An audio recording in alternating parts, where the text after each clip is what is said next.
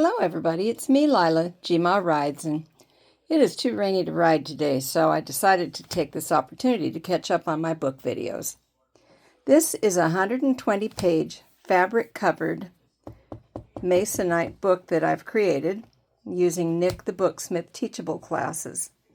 This is actually, believe it or not, an old pillowcase. Isn't that cool looking? Anyway, I've trimmed the curved spine with some things that I cut and securely glued on there. And isn't that neat looking? I love the way a curved spine looks. I also created this using a brass picture frame thing that a friend gave me. Thank you, Fur. And I fussy cut all of these things and secured them on there. And I secured this on here. And hey, check this out. Isn't that cool? Again, Nick the Booksmith comes to the rescue. I put corner protectors on it, and they're also on the back. This piece of ribbon hanging out in the middle of everything would be neatly tied in a bow if I was able to operate my camera one-handed, as well as some people, but I'm not, so yeah, it is what it is. Anyway, it's for the purpose of tying the book together at a later point. When you open up said book, there's a tuck spot just inside the cover, and this is where I took a picture of the pillowcase, and I just wanted to see what had happened. It didn't look quite like the actual pillowcase itself, but I used it anyway because I liked the way it looked. And so anyway, it's mostly blank pages. I have done some stenciling so that there's a little bit of interest along when you're flipping through it. I've tucked a notebook on there because I like to include a notebook in my books. It has, I forget how many signatures. 1, 2, 3, 4, 5 signatures. And remember, signatures are the groups of pages that are hand sewn into the binding, which is cloth, and the spine is then secured into the whole thing by some secret process I learned. It's not really a secret. You can figure it out if you look on the internet, probably. But I utilized a 5-hole pamphlet stitch, and so these signatures are not coming out of this book.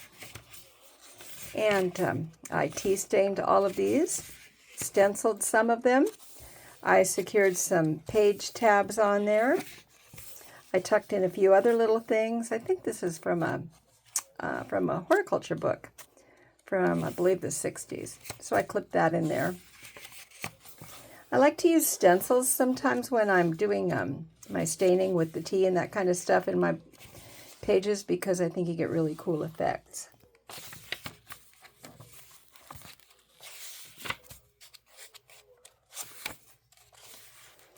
And so I think that you can probably get the idea of what the inside of this book looks like. Mostly stuff so that you can document whatever you want to write about. You can put pictures in here. You can make some future plans. You can talk about it. Talk about your life diary style. Yeah. And I believe that in here there is also a nice roomy pocket that I've created for you to put things in. Oh, there it is. And I've tucked a couple of postcards in there that I again got from Nick the Booksmith on Etsy. This is a piece of composition paper from the 30s. Isn't that a cool color? And you can see a little bit of the spine peeking through. That's some polka dot fabric that I used. I thought it looked really cool with the pillowcase I used to make the cover with. Again, some more Nick the Booksmith stuff.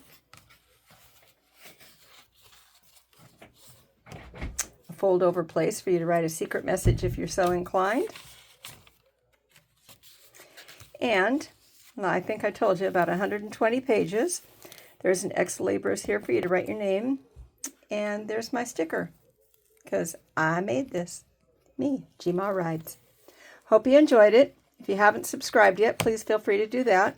I put out motorcycle videos and saddlebag or other types of book videos, along with whatever else strikes my fancy, okay? Okay, so remember, leave me a like, leave me a comment, and you can share this video. You can share any of my videos if you'd like. Okay? Okay, bye. Anyway, I'll see you next time, and I'm going to take you along while I do something interesting.